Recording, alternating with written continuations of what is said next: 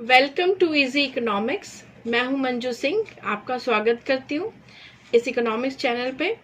Please subscribe my channel and hit the bell icon.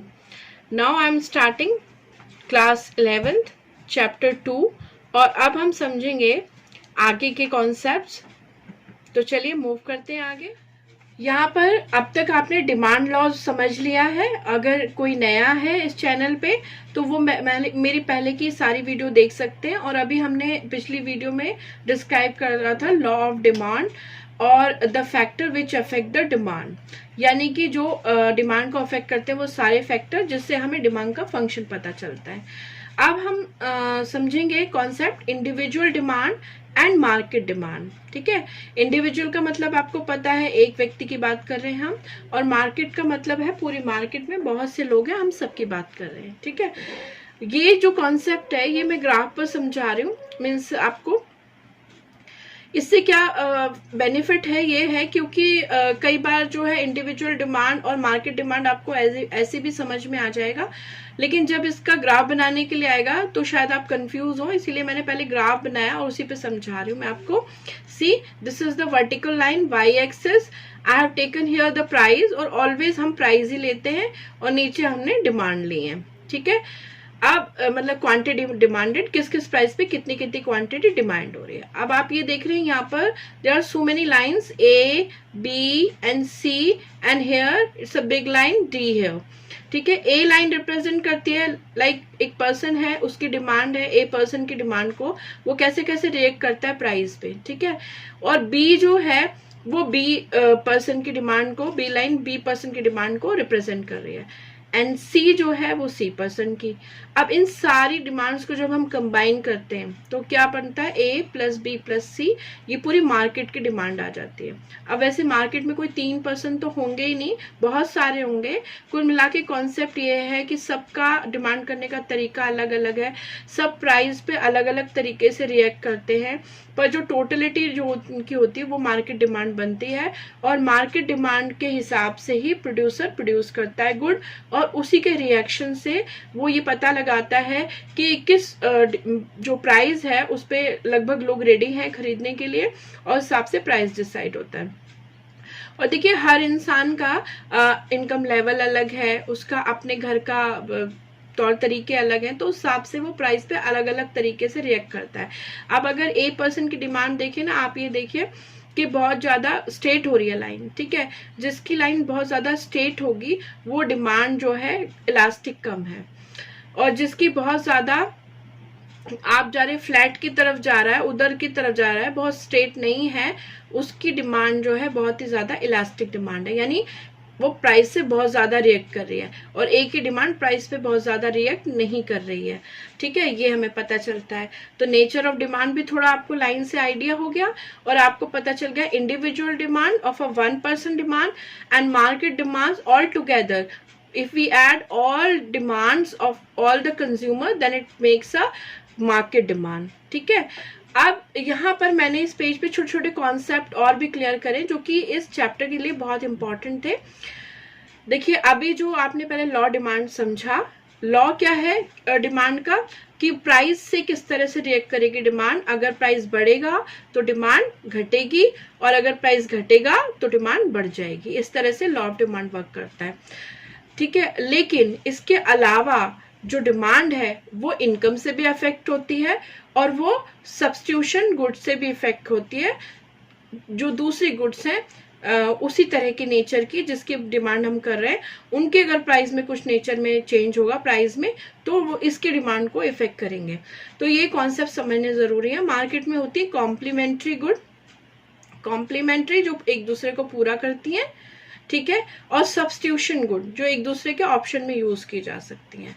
तो अब इनके नाम से ही बहुत सारा मतलब हमें इनका नॉलेज हो जाता है। कॉम्प्लीमेंट्री गुड क्या होती है, यूज टुगेदर। इनके लिए क्या वर्ड है, हमारा मेन की वर्ड है यूज टुगेदर। वो चीजें जो एक साथ कंबाइन होके यूज होंगी, those are the complementary good.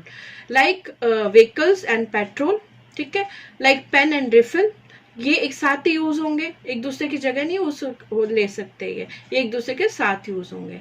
अब सब्स्टिट्यूट गुड कौन सी है, इसके लिए हमने तो पहले बहुत सारा मतलब डिस्कस कर लिया है, ठीक है। Use in place of one another, ये एक दूसरे की जगह यूज हो सकते हैं, ठीक है। जैसे चाय और कॉफी, ठीक है। जैसे डिफरेंट टाइप ऑफ आप टॉफीज ही ले लो, अलग अलग ब्रांड की है, ठीक है। कोल्ड ड्रिंक्स हो गए, तो ये एक दूसरे के जगह यूज हो सकते हैं। तो ये जो अलग तरीके के जो गुड्स हैं, जैसा इनका नेचर है, इस हिसाब से भी ये प्राइस बढ़ने और घटने पर रिएक्ट करेंगे। कॉम्प्लीमेंट्री गुड कैसा रिएक्ट करती है, ये पॉजिटिव रिएक्ट करती है। मीन्स अगर एक चीज का प्राइस बढ़ रहा है, ठीक है, जैसे दो गुड्स हैं लाइक पेट्रोल और कोई व्हीकल है, मान लीजिए कि स्कूटर वगैरह है, ठीक है। तो पेट्रोल का अगर जो है कीमत बढ़ेगी, तो जो स्कूटर की डिमांड है ना वो थोड़ी कम हो जाएगी, बिकॉज जो लोग ये पेट्रोल खरीदना इतना अफोर्ड नहीं कर सकते, फिर वो क्यों स्कूटर खरीदेंगे कि भाई वो फिर वो सोचेंगे कि नहीं भाई हम तो पब्लिक ट्रांसपोर्ट ही यूज कर ले, क्यों मैं स्कूटर खरीदूं, फिर मुझे पेट्रोल की जरूरत पड़ेगी और फिर मुझे ट्रांसपोर्ट का इतना जो एक्सपेंस है वो मैं बेयर ही नहीं कर सकता। तो ऐसे में जब कॉम्प्लीमेंट्री गुड में one good price will increase, तो अदर गुड जो प्राइस है, जो उसका कॉम्प्लीमेंट्री गुड है, उसका जो डिमांड है वो कम हो जाएगा, ठीक है। तो एकदम इनवर्स रिलेशनशिप है जैसे का प्राइस के साथ डिमांड का होता है, ठीक है। सब्स्टिट्यूशन गुड एक दूसरे की जगह यूज की जा सकती है, एक दूसरे की जगह ले सकती है।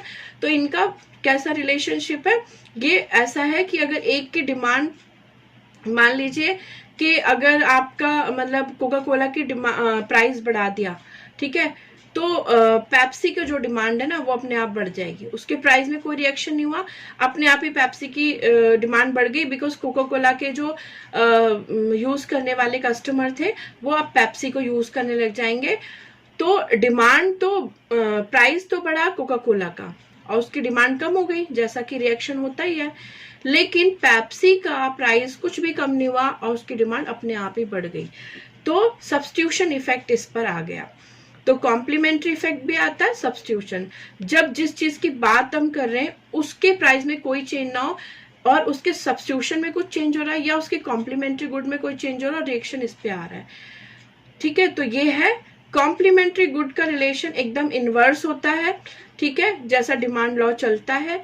और सब्स्टिट्यूशन गुड का एकदम पॉजिटिव डायरेक्ट रिलेशन होता है, ठीक है, वो मैंने आपको समझा दिया। अब एक और तरह का डिमांड पे इफेक्ट करती है, वो है आपका इनकम, ठीक है। इनकम लेवल डिमांड पे बहुत इफेक्ट करती है किसी भी गुड्स की, ठीक है। तो यहाँ पर relationship of income in terms of good भी समझ लेते हैं, ठीक है। इनकम का इफेक्ट क्या होगा, जब आपकी इनकम बढ़ती है तो obviously you can purchase more and more goods, ठीक है। तो आपका अफोर्डेबिलिटी लेवल बढ़ गया है। लेकिन हर गुड्स को आप नहीं खरीदोगे ज्यादा, अलग अलग गुड के नेचर पे डिपेंड करता है। Like normal good general normal जो गुड होती है आपका क्लोथ हो गए, ये सब चीजें गुड है। तो ये पॉजिटिव रिलेशन रखते हैं कि अगर आपकी इनकम बढ़ेगी तो आप नॉर्मल गुड का कंजम्पशन बढ़ा दोगे, ठीक है। अगर उनको आप कम यूज कर रहे थे आप ज्यादा यूज करने लग जाओगे, अपनी पूरी जरूरत करोगे, ठीक है। और आप फैशनेबल भी ले सकते हो, तो नॉर्मल जो चीजों की रिक्वायरमेंट है आप उनको बढ़ा दोगे, ठीक है। जैसे कि अगर आप इलेक्ट्रिसिटी यूज करते थे, नॉर्मल गुड्स है आपकी नेसेसिटी की चीज है, लेकिन आप पहले बचत करते हैं, आप इनकम लेवल आपका बढ़ गया तो आप उसको और बढ़ा दोगे उसके कंजम्पशन को। तो पॉजिटिव इफेक्ट आता है नॉर्मल गुड पे इनकम के बढ़ने से।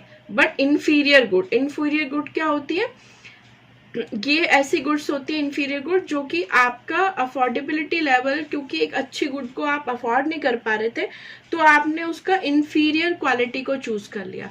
लाइक अगर आपका इनकम लेवल बहुत कम है किसी का, तो वो मतलब राइस का जैसे बासमती है और उसका हल्का भी एक ब्रांड होता है, तो वो बहुत ही सस्ता वाला ब्रांड मतलब यूज कर रहे हैं राइस को। और जैसे इनकम बढ़ी तो उन्होंने सोचा कि हम क्यों नहीं अच्छा ब्रांड यूज करें, थोड़ा और बासमती का और अच्छा लेवल हम यूज कर सकते हैं।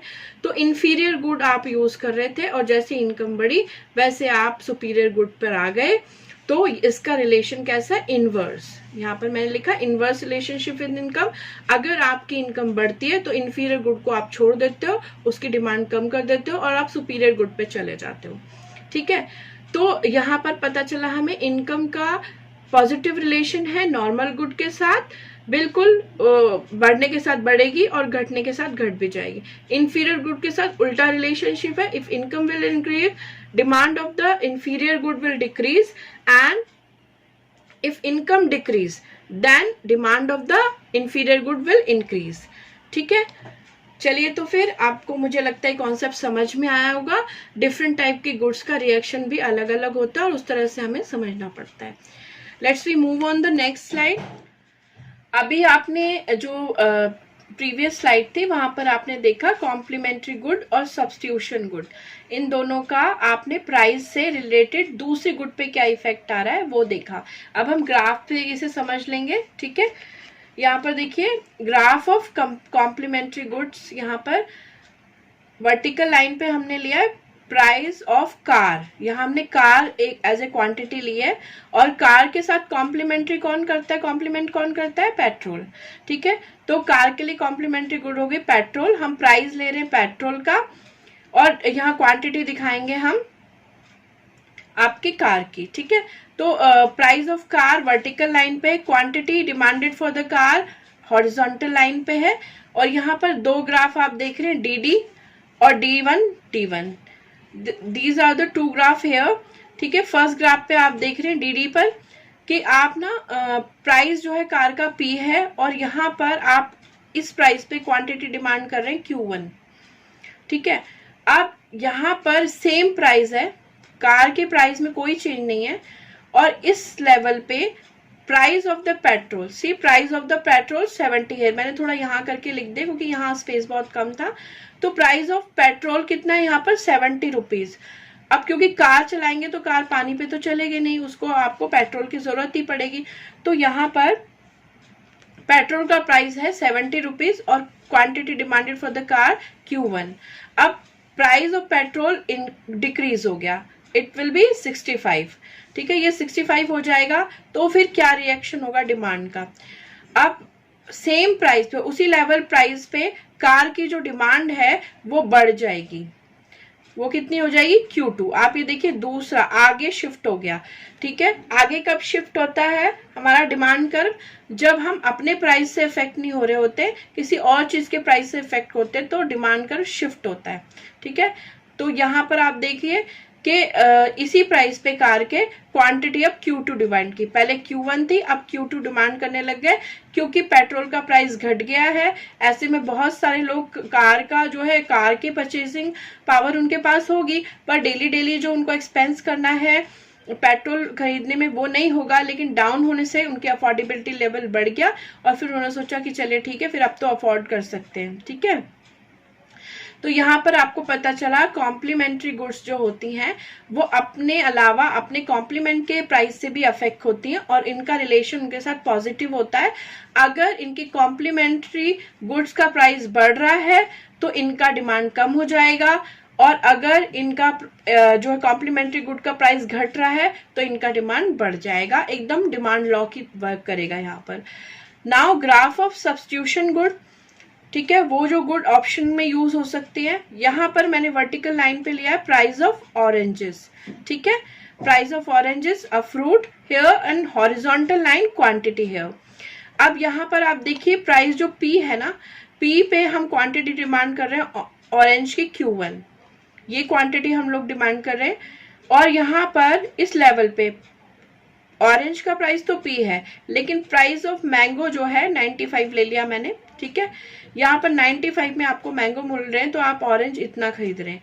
अगर ये मैंगो का प्राइस और बढ़ गया 105 हो गया, ठीक है, तो जो लोग पहले मैंगो खरीद रहे थे जिसकी वजह से ऑरेंज की डिमांड कम थी, अब वो 105 पे नहीं लेंगे, तो वो सोचेंगे दूसरा फ्रूट ऑप्शन हम ऑरेंज ही ले लेते हैं।